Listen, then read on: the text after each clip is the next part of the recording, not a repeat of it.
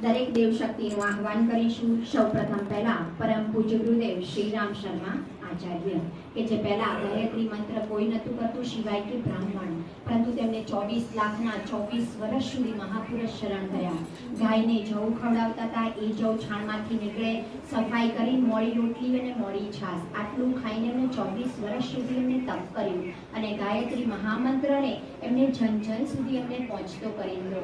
એમને ખબર હતી કે આવનાર પરિસ્થિતિ એટલી બધી ખરાબ આવવાની છે કે દરેક વ્યક્તિની અંદર બુદ્ધિ તો હશે, ઉણપ ક્યાં રહી જશે? સદબુદ્ધિ. તો ગાયત્રી મહામંત્ર સદબુદ્ધિનો મંત્ર છે અને સૂર્ય ઉપાસના.